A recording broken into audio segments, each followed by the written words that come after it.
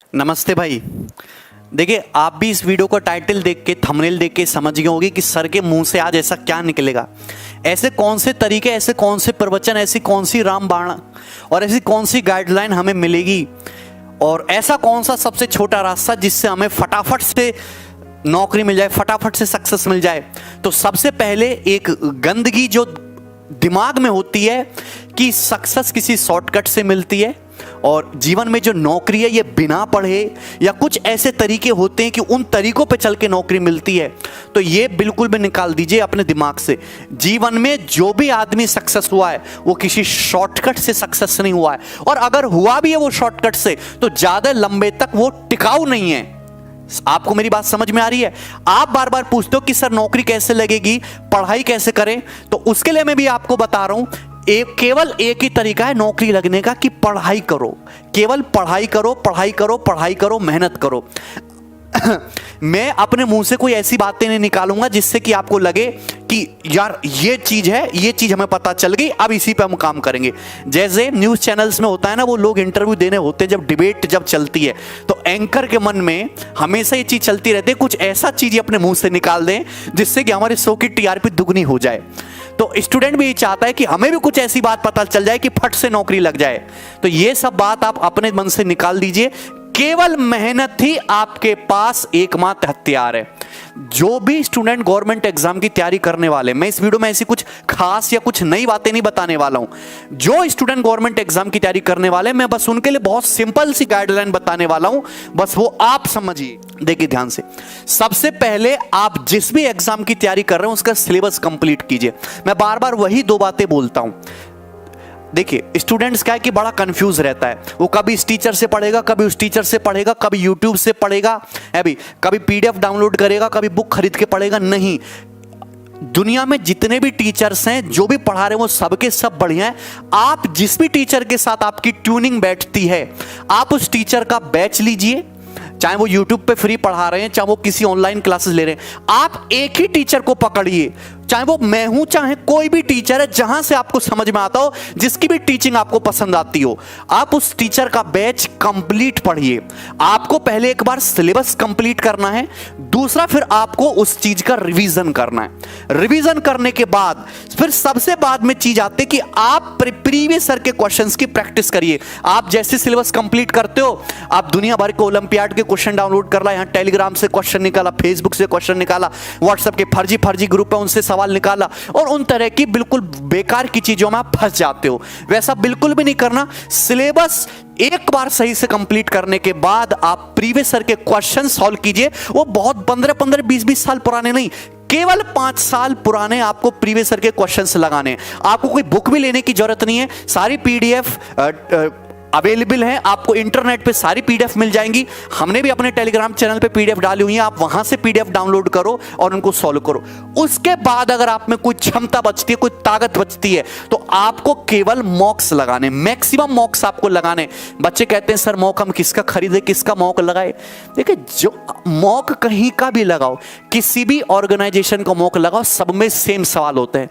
बस ये है कि वहां पे सवाल दूसरे नंबर पे, वहां पे सवाल 100वें नंबर पे, वहां पे पहले मॉक में सवाल है, उसमें 7वें मॉक में सवाल है। सेम ही लड़के वो मॉक बना के बैठे हैं। तो आप मॉक लगाइए, सबसे ज्यादा मैक्सिमम कम से कम 40-40, 50-50 मॉक्स आपको लगाना है। ये 3 स्टेप जो बच्चा करेगा उसी का जीवन में कुछ होगा, और जो बच्चे इधर उधर भटकते रहते हैं उनका कुछ भी नहीं होने वाला।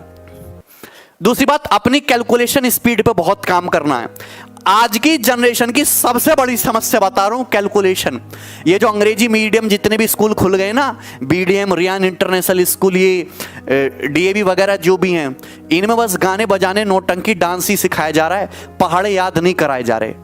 तो आपको अपनी बेसिक कैलकुलेशन, जोड़, घटाना, गुणा, भाग, जितना आप मेंटली करोगे उतना ही आपके लिए फायदेमंद होगा। तो अपनी मेंटल कैलकुलेशन को स्ट्रॉन्ग करो, ठीक है?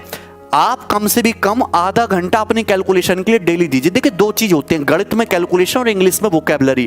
तो वोकैबुलरी के लिए चाहे तो आप न्यूज़पेपर पढ़ सकते हैं या फिर इंटरनेट पर कोई आर्टिकल पढ़ सकते हैं। वोकैबुलरी बहुत ज्यादा रट्टा मारने से भी स्ट्रांग नहीं होगी, वोकैबुलरी हमेशा आर्टिकल पढ़ने से या रीडिंग करने से ही स्ट्रांग होती है। तो वोकैबुलरी के लिए आपको डेली रीडिंग करनी है आधे घंटा, और कैलकुलेशन के लिए आपको आधे घंटा टाइम मिलकर निकाल के कैलकुलेशन करनी है। जस्ट रैंडमली कुछ भी पिक कीजिए, सब्ट्रैक्शन, एडिशन, मल्टीप्लिकेशन, और इसको माइंड में या मिनिमम स्टेप में पेन पेपर पे करने की कोशिश करो। तो आपको खुद से ही करना है। दूसरी बात कि आप YouTube पे ट्रिक देख देख के गुणा करने की ट्रिक, जोड़ने की ट्रिक, उन ट्रिक से आप कैलकुलेशन स्ट्रांग नहीं कर सकते। वो बहुत ज्यादा लॉन्ग टर्म वाली चीज नहीं है।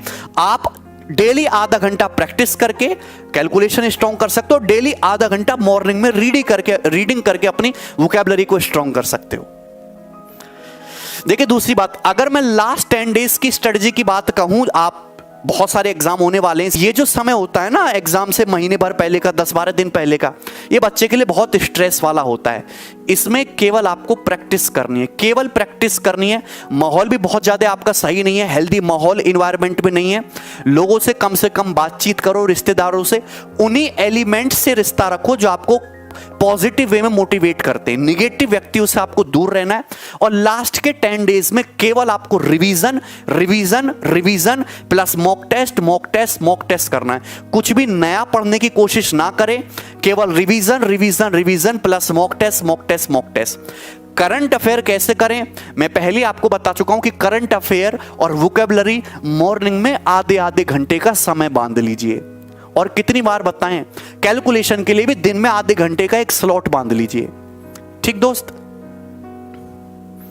यस।